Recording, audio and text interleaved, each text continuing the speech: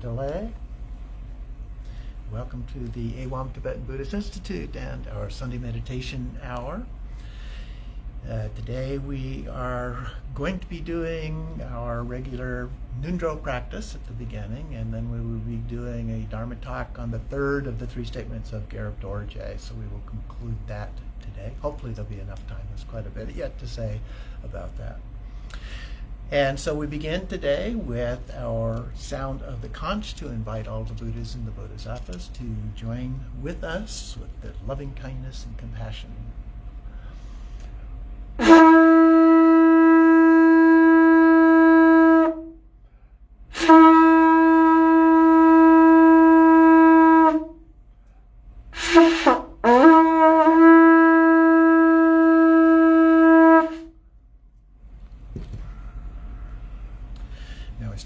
Page 1 of the practice manual, and for those of you online, if you don't have a copy, you can get it from our website at awaminstitute.org and go to the resources page and you can download it there. So we begin with the blessing mantra. Om Sambara Sambara Bhimana Sara Mahazambaba Humpi Soha. Om Sambara Sambara Bhimana Sara Mahazambaba Humpi Soha. Om Sambara Sambara Bhimana Sara Mahazambaba Humpi Soha.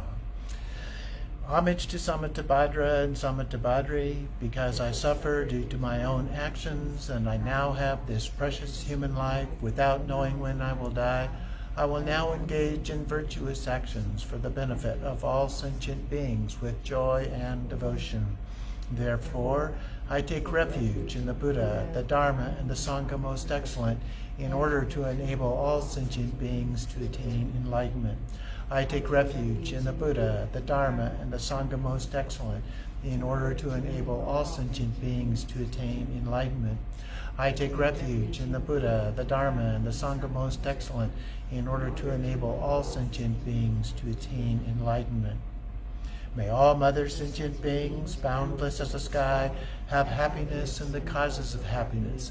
May they be liberated from suffering and the causes of suffering. May they never be separated from the happiness that is free from sorrow. May they rest in equanimity, free from attachment and aversion. May all mother sentient beings, boundless as the sky, have happiness and the causes of happiness. May they be liberated from suffering and the causes of suffering. May they never be separated from the happiness that is free from sorrow. And may they rest in equanimity, free from attachment and aversion. May all mother sentient beings, boundless as the sky, have happiness and the causes of happiness. May they be liberated from suffering and the causes of suffering. May they never be separated from the happiness that is free from sorrow. And may they rest in equanimity, free from attachment and aversion. Vajrasattva and Vajratopa appear above me, purifying me and all beings and phenomena with nectar from the place of their union. Continue on page 2 with the 100-syllable mantra.